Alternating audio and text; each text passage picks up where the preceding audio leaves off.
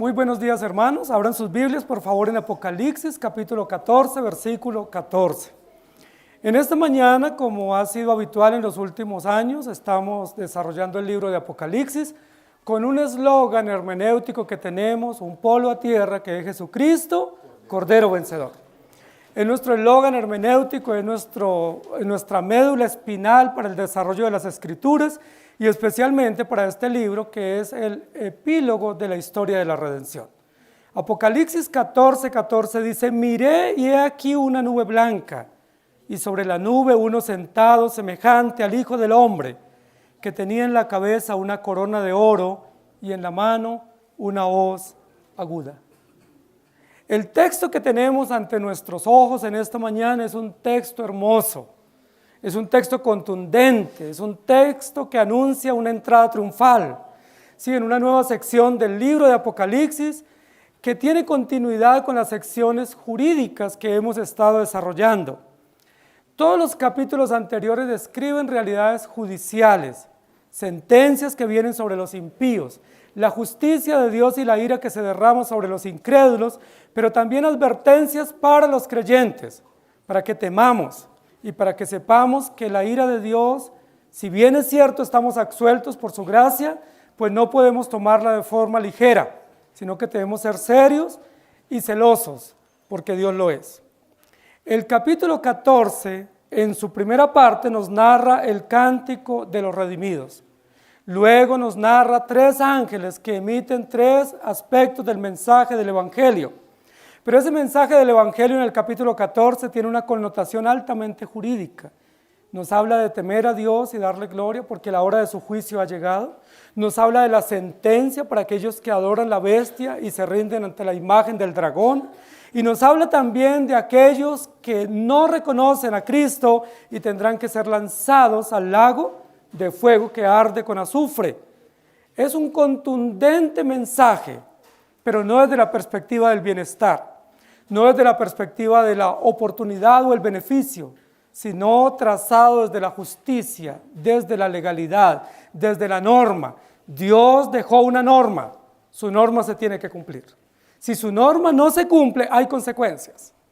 Aquellos que violen la norma de manera deliberada y responsable tendrán que comparecer ante Dios en el día final a rendir cuentas. El texto continúa diciendo: pero son bienaventurados los que mueren en el Señor. Si bien es cierto hay sentencia condenatoria y punitiva para los incrédulos, hay esperanza para los creyentes. La única razón de la esperanza para los creyentes es el Cordero que fue inmolado y que se introduce en el capítulo 14 como un Cordero en pie, como un Cordero victorioso, jubiloso, que dicta sentencia absolutoria para aquellos que están en Cristo Jesús. No hay ninguna condenación. Bienaventurados, dichosos, felices aquellos que mueren en el Señor, porque para ellos no hay condenación. Si bien es cierto, unos tienen como destino eterno la condenación, otros no por mérito, sino por gracia, reciben la bienaventuranza de la vida eterna o la dicha de la vida eterna. Por eso esta sección comienza: miré y he aquí. Y esta expresión es una expresión común en el libro de Apocalipsis. Y también esa expresión adverbial, he aquí, es una expresión coloquial común del griego del primer siglo. He aquí. Es decir, es un adverbio de continuidad, es un adverbio de ampliación de lo que viene, no nos habla de otro episodio. Algunos dicen que esa expresión tiene que ver con un nuevo episodio que se introduce. Pero cuando nosotros vemos el hilo conductor del capítulo, nos damos cuenta que esa expresión lo que quiere es ampliar el panorama, ¿sí? Es algo así como que se amplía el lente o la toma para que podamos ver con más amplitud lo que está aconteciendo y para que podamos ver un elemento más del desarrollo del capítulo. Estamos ante un drama en el capítulo 14, el drama de la venida del Señor, que es terrible para aquellos que no le conocen, pero que es esperanzadora para los creyentes. Miré y he aquí. ¿Quién está escribiendo? El apóstol Juan. ¿Quién es el que logra ver? Juan. Juan ve en esta visión. Pero si ustedes miran en el capítulo 14, versículo 1, dice: después miré y he aquí. Y luego lo vamos a ver en otra oportunidad en el capítulo: y he aquí Y luego en el 14, miré y he aquí. Es una forma de llamar la atención.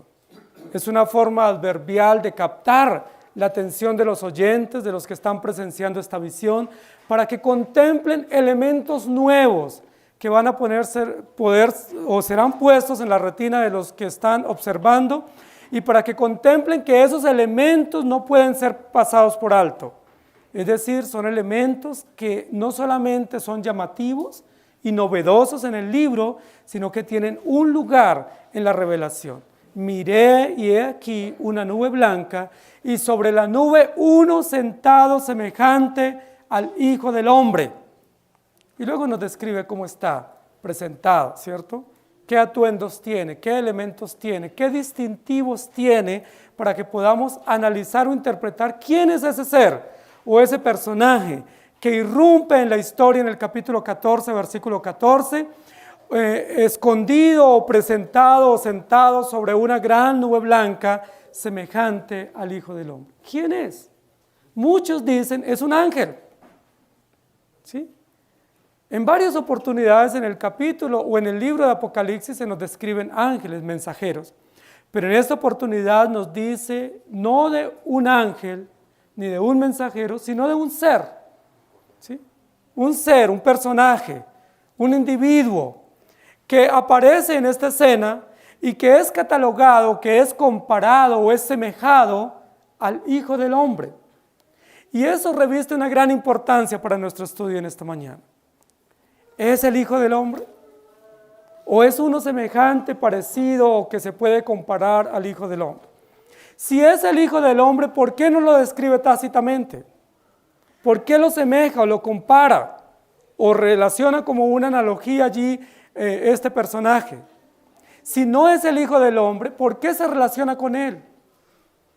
¿Qué importancia tiene para el estudio de la Escritura comprender y entender el título del Hijo del Hombre?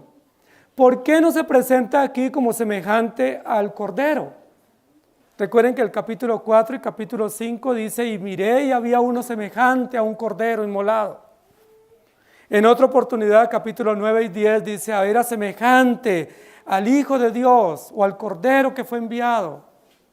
En otra oportunidad nos dice que era como un rey en pie, con poder y soberanía.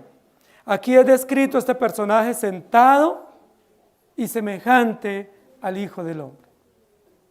Y lo que tenemos que descifrar en esta mañana en nuestro estudio ¿es el Hijo del Hombre? Si es el Hijo del Hombre, ¿qué importancia tiene para nuestro estudio? ¿Quién es el Hijo del Hombre? ¿Quién es este personaje que aparece en Apocalipsis, pero que es descrito en los Evangelios como el Hijo del Hombre? ¿Qué importancia tiene ese título en la historia de la redención? ¿Qué importancia tiene ese título en el cumplimiento de las promesas redentivas que a lo largo de los Evangelios y aún en el Antiguo Testamento los profetas anunciaron? El Hijo del Hombre, semejante al Hijo del Hombre. Queridos hermanos, si nosotros vamos a estudiar ese título, o esa mención, o esa forma como se presenta este ser o este personaje, tenemos que decir algo interesante. Es la primera vez que aparece en el libro de Apocalipsis este título. Se ha presentado en el libro de Apocalipsis muchos títulos para Jesús. Se le ha presentado como el Cordero, se le ha presentado como el Hijo de Dios, como el primero y el último, como el que estuvo vivo y luego murió y resucitó. Se le ha presentado como aquel que era y el que ha de venir. Se ha presentado en el libro de Apocalipsis como el gran pastor de las ovejas, como el mensajero enviado del cielo, como el rey soberano, el creador del universo. Pero nunca se había presentado en el libro de Apocalipsis este título. Es una novedad en el desarrollo progresivo del libro. Estamos ante un título novedoso que no aparece en Apocalipsis sino hasta después de la mitad del libro. El Hijo del Hombre. ¿Por qué, si este título es tan importante para describir a Jesús o el Cordero enviado, por qué aparece solamente hasta después de la mitad del libro y no en los primeros capítulos que describen el carácter del enviado de Dios y de aquel del cual se va a mostrar la revelación. ¿Por qué? ¿Por qué? Alguien diría es un título tardío para Jesús. Alguien diría es un título que solamente cobra vigor o valor después de la mitad del libro, es decir, cuando declina o cuando estamos ante el ocaso de la historia de la redención. Pero eso no es cierto. Si dijéramos eso, estaríamos diciendo que el título o la mención al Hijo del Hombre solo tiene valor en el ocaso de la historia, pero que no sería un título contundente que describe el carácter del Redentor. Eso sería como un valor agregado, mas no como un valor central y esencial en el carácter y en la esencia del Redentor. ¿Por qué aparece ese título aquí y no antes? Capítulo 1 y 2, que describe el carácter del Redentor. Recuerden que el libro de Apocalipsis tiene como finalidad presentar la historia de Jesucristo, demostrarnos que Él es el autor y consumador de la fe. El Hijo del Hombre fue un título muy usado por los evangelistas. ¿Y saben quién fue el que más usó esta mención? Jesucristo mismo. Fue Jesucristo mismo el que dijo, yo soy el Hijo del Hombre. ¿O creéis que el Hijo del Hombre no tiene poder para decirle a un paralítico, tus pecados te son perdonados? ¿Quién creen que es el Hijo del Hombre? Esta mención la usó una y otra vez Jesucristo cuando estuvo aquí en la tierra. Y los discípulos registran fielmente estos episodios, relatando y dando valor a este título y poniendo este título en labios de Jesús. Es decir, no fue un título que le dieron los rabinos, no fue un título que le adjudicaron los creyentes del primer siglo, no fue un título que le adjudicó Juan, el discípulo amado, a Jesús para registrarlo como parte de la novedad en el relato de Apocalipsis, capítulo 14. No está Juan interesado en darle viveza al relato, introduciendo un nuevo título. No es la intención del escritor agilizar el lenguaje en el capítulo 14, introduciendo títulos novedosos para evitar redundancias. Lo que tenemos que decir es, el título del Hijo del Hombre es un título profetizado por Daniel y por otros profetas del Antiguo Testamento, y es un título que directamente se dirige al cumplimiento de las profecías mesiánicas. Es decir, Hijo del Hombre tiene que ver con el Mesías. Es uno de los títulos predilectos para anunciar al Mesías prometido. Es decir, es un título mesiánico. Es un título que advierte que alguien nacido de mujer, que alguien que se encarna y que nace y vive entre nosotros, cumple fielmente todas las profecías de la redención. Por eso la mención Hijo del Hombre.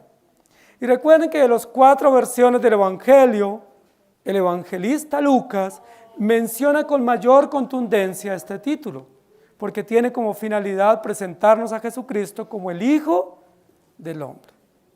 Cuando escuchamos ese título en la Biblia o cuando lo leemos, tenemos que decir que Hijo del Hombre hace mención a un hombre, alguien que nació de mujer y que tiene todo el carácter ontológico natural y común de todos los hombres, con una sencilla distinción que le hace sobresalir por sobre todos los hombres.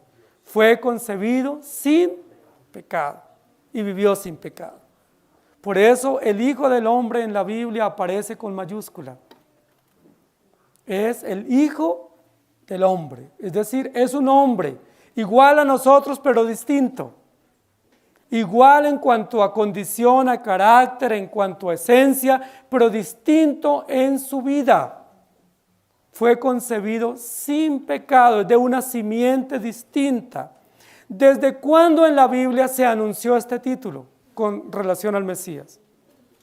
Alguien pudiera decir que Daniel, capítulo 9. Alguien pudiera decir que uno de los profetas cuando habla del varón de Días o del anciano de Días. Pero esta mención del Hijo del Hombre está presente desde Génesis capítulo 3.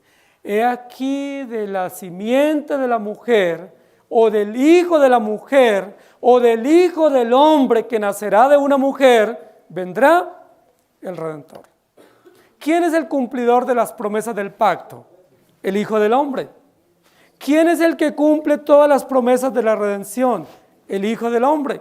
¿Quién es el anunciado y el esperado como gobernador y libertador y juez veraz y contundente? El Hijo del Hombre. ¿Por quién dieron la vida los profetas del Antiguo Testamento? Por predicar al Hijo del Hombre. Y cuando Jesús nació, se anunció. Y Lucas fue uno de los que diligentemente indagó sobre este relato y lo dejó por escrito. He aquí, el Hijo del Hombre nació de una mujer llamada María en Belén de Judea. Cuando dice aquí que es semejante al Hijo del Hombre, necesariamente dirige nuestra mirada del texto a revisar quién es el Hijo del Hombre. Y el Hijo del Hombre es Jesucristo, el Hijo de Dios. Es el profeta anunciado, es el Mesías, es el ungido, es el enviado de Dios, es Emmanuel, Dios con nosotros. El Hijo del Hombre que nació, vivió, murió y resucitó, ascendió al cielo y está dispuesto para regresar por su pueblo a juzgar a los vivos y a los muertos. ¿Por qué es importante la mención aquí en esta parte del capítulo, del libro de Apocalipsis? Es importante porque estamos en una sección del libro de Apocalipsis que es jurídica, que está advirtiendo los eventos finales y está anticipando las sentencias que vienen sobre los hombres, tanto sentencias condenatorias como absolutorias. Está advirtiéndonos que se acerca el día. ¿Cómo sabemos que el día está cerca? ¿Cómo sabemos quién viene? Y el autor, que es el Espíritu Santo del libro de Apocalipsis, indica al escritor para que registre que el día del Señor se acerca. ¿Cómo lo sabemos? Lo primero que dice, miré aquí una nube blanca y sobre la nube blanca uno sentado semejante al Hijo del Hombre. ¿Qué indica esa mención atmosférica, esa visión natural del espacio? Una nube blanca. En muchos lugares de la Biblia se habla de una nube blanca, ¿sí? Recuerden que en varias oportunidades, y ya hemos visto en el libro de Apocalipsis, de nubes, pero nubes negras, ¿recuerdan? Nubes oscuras, nubes donde se emiten voces de terror, de juicio, de condenación, similares a las que acontecieron en Éxodo 20. Pero aquí no estamos hablando de una nube oscura, de una nube de tormenta, o de una nube de miedo o de terror. Estamos hablando de una gran nube blanca, de una nube pura, diáfana, que nos revela algo interesante. ¿Recuerdan cuando Jesús fue al cielo? En la montaña de la ascensión, ¿recuerdan qué aconteció? Cuando Jesús fue tomado, dice que Él se despidió de los discípulos, se escuchó una voz que anunció su ascensión y luego dice que subió y una nube blanca le ocultó, lo cubrió o lo escondió a la vista de ellos. Y se escuchó una voz que decía, así como le habéis visto ir, así mismo le veréis regresar o le veréis volver. Es decir, el anuncio o la advertencia o la novedad en este capítulo de una nube blanca nos anticipa o nos advierte o nos anuncia o nos notifica de la venida del Señor. Tiene gran importancia que quien esté sentado sobre esta nube no sea un ángel, porque el que fue al cielo no fue un ángel. El que murió y resucitó no fue un ángel. El que murió y resucitó fue el Hijo del Hombre. El que ascendió al cielo fue el Hijo del Hombre.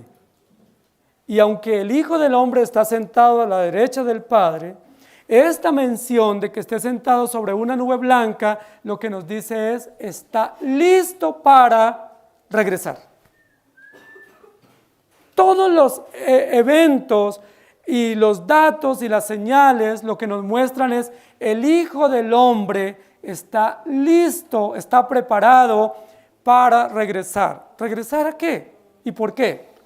Regresar por su pueblo y regresar a consumar la historia de la redención. Estamos ante una advertencia, ante una notificación inminente de la venida del Señor.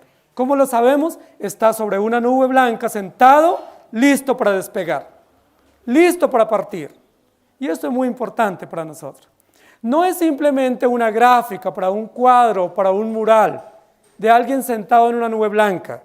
No, es el anticipo seguro de la venida del Señor. Miré y he aquí, o miré y observé, o miré y vi también una nube blanca, y sobre la nube uno sentado, listo para partir, listo para venir, listo para regresar, sentado, dispuesto para retornar a recoger la cosecha o a recoger la iglesia y a juzgar a los vivos y a los muertos.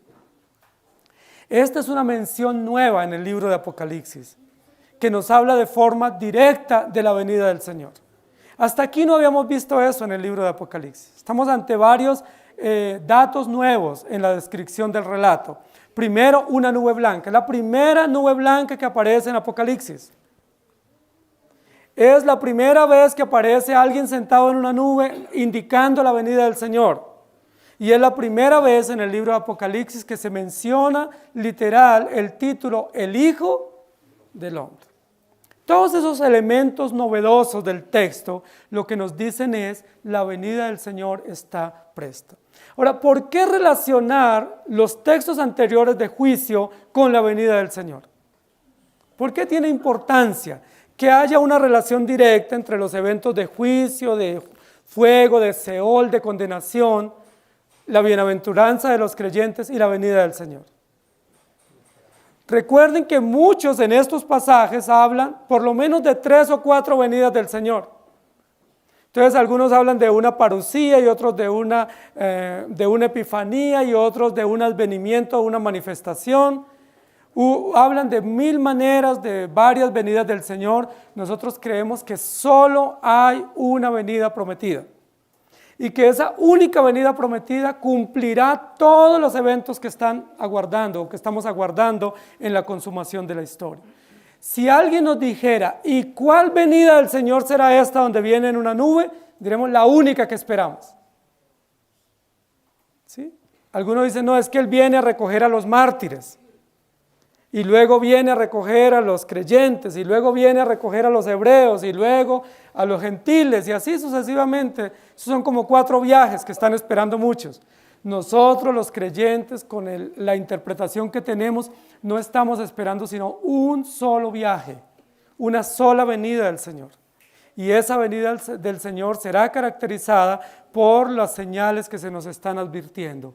Vendrá en una nube blanca, y el que vendrá es el mismo que vieron ir, es decir, el Hijo del Hombre. Queridos hermanos, la mención a que esté sentado es muy importante, porque al comienzo del capítulo 14 el Cordero estaba en pie. Y estaba en pie en el centro de la película, de la escena, para mostrarnos su poder y su autoridad jurídica, para mostrarnos su poder judicial, que viene para juzgar. Pero aquí nos está hablando de un evento, y es el regreso del Señor por su iglesia. La pregunta es, ¿está entonces hablando este versículo del Hijo del Hombre? Es decir, de Jesucristo que murió y resucitó y ascendió y volverá por su iglesia. ¿O está hablando de uno semejante, similar o parecido? Está hablando del Hijo del Hombre. Daniel 7, 13 y 14 dice, miraba yo en la visión de la noche, y he aquí con las nubes del cielo venía uno como un hijo del hombre, que vino hasta el anciano de días.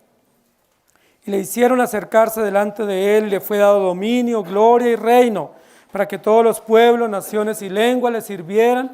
Su dominio es dominio eterno que nunca pasará, y su reino uno que no será destruido.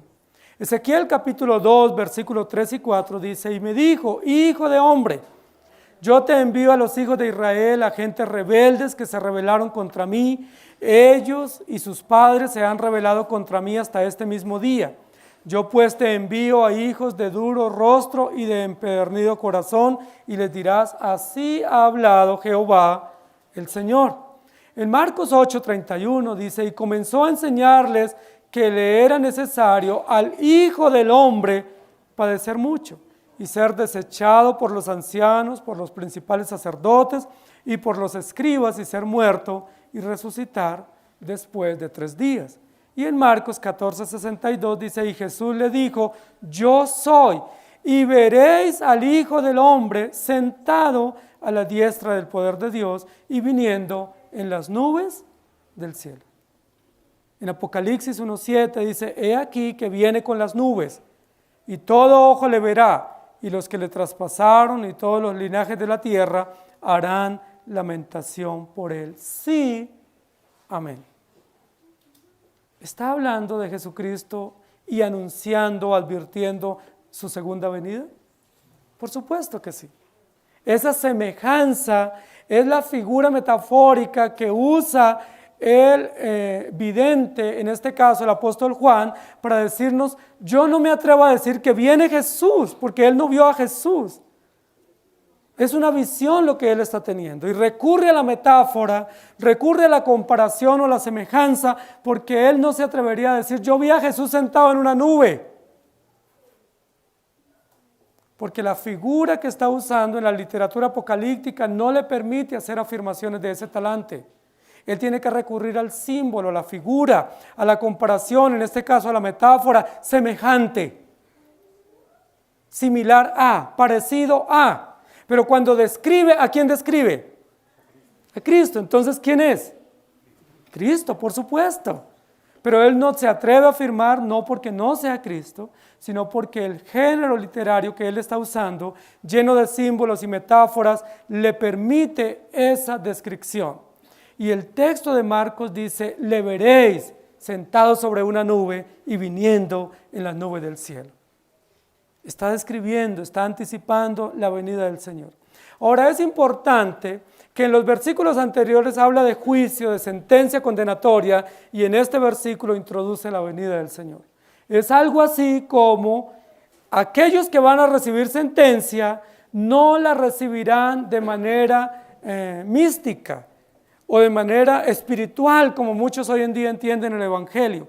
Aquellos que recibirán la sentencia la recibirán real, jurídicamente, con un juez real presente en medio de ellos. Y esto es importante para nuestro entendimiento, porque gran parte del pueblo evangélico, por no decir la mayoría, es místico.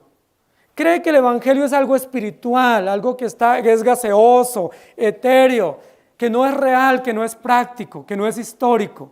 Entonces muchos hablan de su vida espiritual, como si estuvieran levitando, como si estuvieran 10 metros encima de la tierra, como si no comieran ni vivieran realidades comunes que todos vivimos.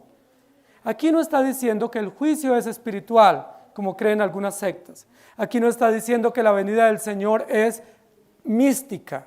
Aquí nos está diciendo la venida del Señor es real. Él vendrá. No es un espíritu, no es una silueta lo que viene. Es el Hijo del Hombre, el que vieron ir, con el que comieron los discípulos, aquel en el cual metieron la mano en el costado y vieron sus cicatrices. Él viene. Le habéis visto ir, le veréis regresar. Él mismo. Y es importante, ¿por qué? Porque Él viene a juzgar a los vivos y a los muertos. Los hijos de los hombres se rebelaron contra Él. Los hombres se llenaron de maldad, pero el Hijo del Hombre viene a juzgarlos. El Hijo del Hombre, el juez de toda la tierra, el Rey absoluto y soberano, viene a juzgar a los hijos de los hombres, con minúscula, que se rebelaron contra el Hijo del Hombre, contra el Hijo de Dios. Aparecerá, dice Mateo 24:30, la señal del Hijo del Hombre en el cielo. Y entonces lamentarán todas las tribus de la tierra y verán al Hijo del Hombre viniendo sobre las nubes del cielo con poder y gran gloria. Y Mateo 26:64, Jesús le dijo, tú lo has dicho, y además os digo que desde ahora veréis al Hijo del Hombre sentado a la diestra del poder de Dios y viniendo en las nubes del cielo. Miré y he aquí una nube blanca, y sobre la nube uno sentado, semejante al Hijo del Hombre, que tenía en la cabeza una corona de oro. Esa es una mención que se agrega a este relato. El Hijo del Hombre, es decir, Jesucristo resucitado, Jesucristo ascendido, el Cordero inmolado, está listo como en una nube para regresar. Está pronto, está a las puertas, viene pronto. Y está listo para regresar, pero va a regresar de una manera distinta a como vino en la primera oportunidad. En esta oportunidad, dice el texto, tenía o tiene en la cabeza una corona de oro. Y esta corona, además de belleza y hermosura, describe realeza, poder, autoridad, dominio, soberanía. Él es el Señor de toda la tierra. Es el Rey del universo. No viene a dejarse matar como la primera vez. No viene a entregarse. No viene de manera sutil y periférica por las calles de Galilea o de Belén. Viene a presentarse como Rey de toda la historia, a ejercer su dominio pleno y absoluto como Cordero inmolado y como cumplidor de todas las promesas del pacto. Por lo tanto, porta, ostenta en su cabeza una corona de oro. Es Rey. No es un siervo, no viene como siervo.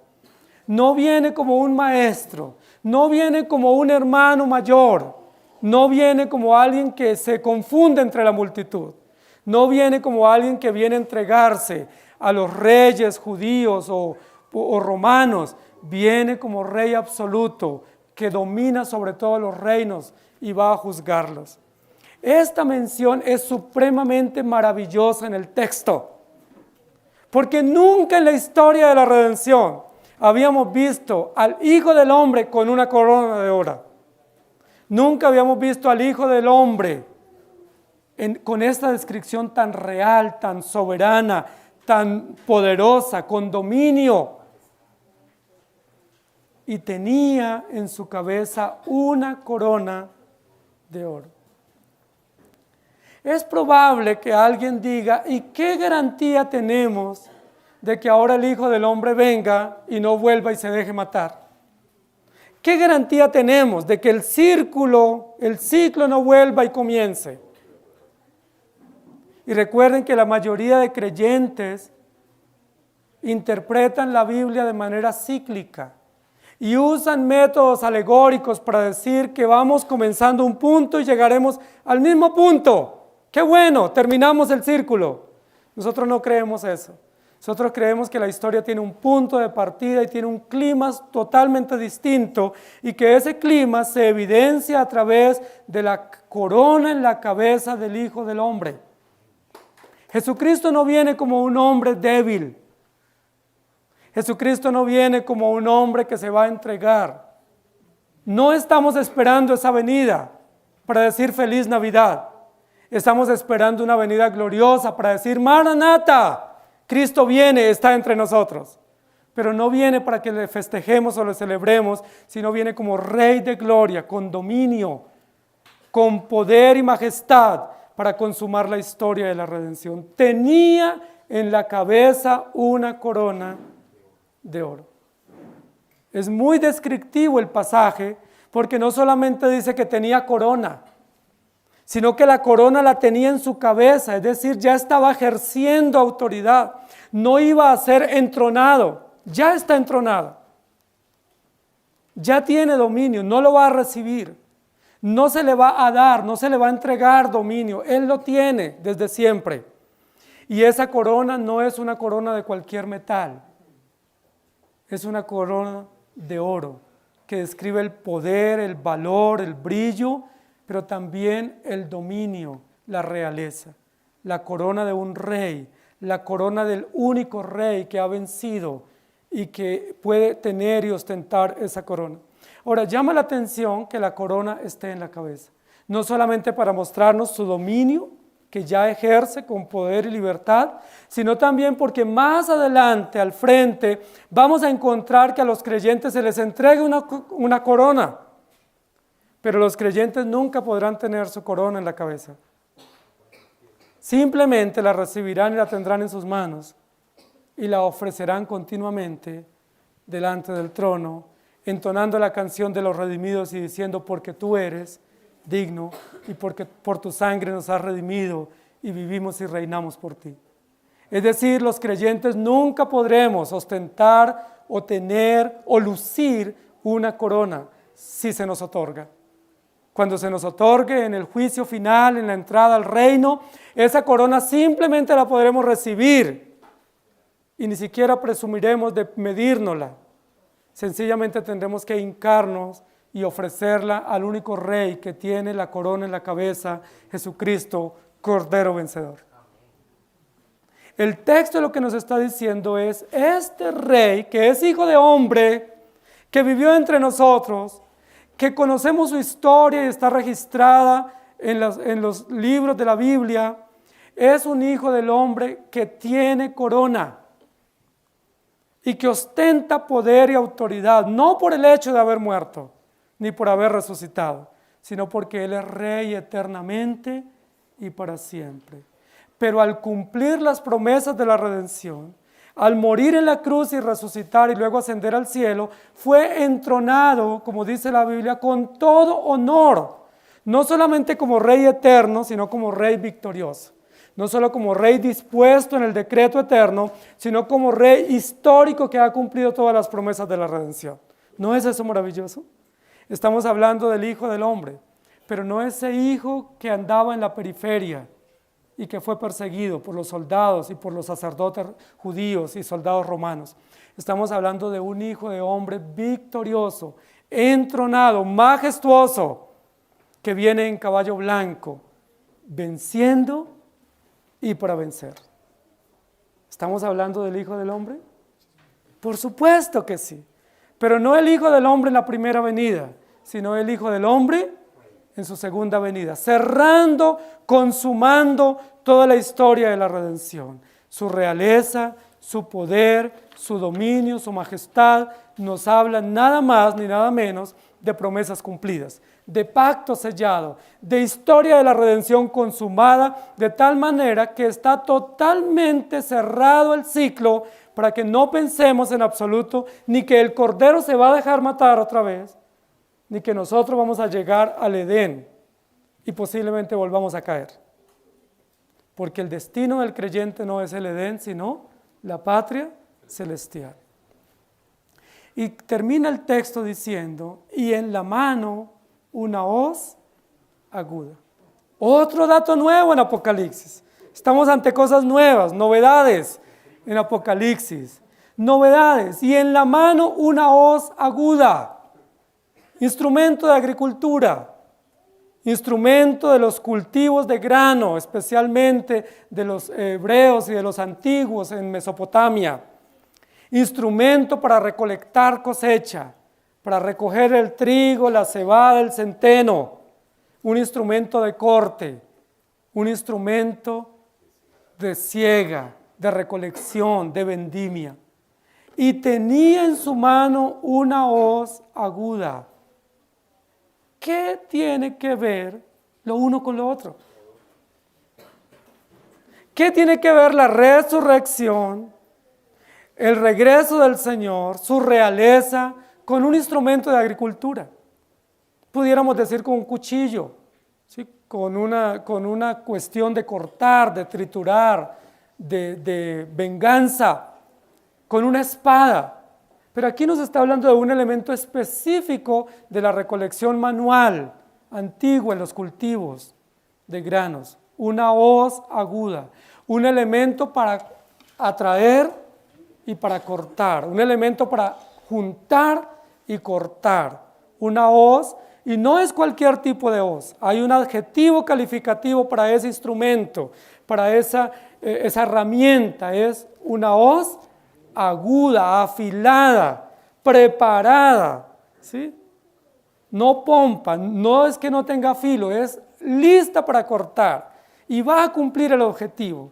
Es decir, no se ha usado mucho, apenas se va a usar para comenzar a recoger la cosecha, ¿sí? No es que al final del día ya no tiene filo ese instrumento, apenas comienza la recolección. Y esa hoz está preparada, ese instrumento está preparado para la recolección de la cosecha. Es importante, queridos hermanos, que notemos cómo se conjugan elementos de gloria divina, de gloria celestial, con realidades terrenas. es decir, con realidades históricas, con realidades prácticas como la cosecha o como la recolección de la misma. Y tenía en la mano una hoz aguda. Pudiéramos decir, todo está listo. Sencillamente esperamos la orden para que esto suceda. El Cordero, Hijo del Hombre, está sentado en una nube dispuesto para regresar. Tiene poder y autoridad para juzgar y para ejercer su dominio como rey soberano, pero tiene en su mano un instrumento que nosotros quisiéramos que no lo tuviera. Porque nosotros pensaríamos que Él viene como para una gran fiesta y unos juegos pirotécnicos. Pensaríamos que viene con vestidos blancos para premios y coronas, cargado de paquetes de regalos para nosotros, pero viene con un instrumento de venganza, con un instrumento de juicio, con un instrumento cortante y afilado para juzgar y vengar. Por eso se habla de la vendimia, que tiene que ver con la venganza de Dios en la recolección de la cosecha. Seguimos ante elementos jurídicos en el texto, es decir, exaltando la justicia de Dios, engrandeciendo el juicio de Dios y mostrándonos lo contundente de su regreso. ¿Para qué viene nuestro Dios? A juzgar. Cuando nosotros decimos, ven Señor Jesús, Maranata, lo que estamos diciendo es que la justicia y el juicio de Dios lleguen.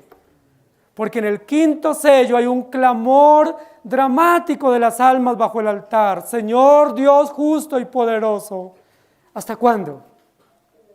¿Hasta cuándo? ¿Hasta cuándo tenemos que aguantar injusticias si tú eres Dios juez, veraz y justo? ¿Hasta cuándo? El texto nos responde, ya la nube está lista, Él está sentado en la nube, tiene su corona en la cabeza y su hoz en la mano. ¿Hasta cuándo? En breve. En breve. Todo está dispuesto. No falta absolutamente nada para que se dé ese evento glorioso, jurídico de la venida del Señor. ¿Por qué es importante para nosotros que Él venga como juez? Porque Él ya vino como Redentor. Porque Él ya cumplió como Redentor. Él ya cumplió como Señor. Él ya cumplió como Hijo de Hombre entregado vicariamente en favor de su pueblo. No lo necesitamos otra vez como Redentor. Ya Él cumplió todas las promesas de la redención y exclamó en la cruz, consumado es. No lo necesitamos como Redentor.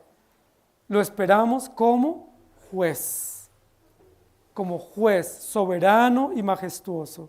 Por eso toda la figura de 14:14 de Apocalipsis nos describe el Hijo del Hombre juez, que viene a juzgar a los hombres que han violado la ley y tiene en su mano una hoz aguda.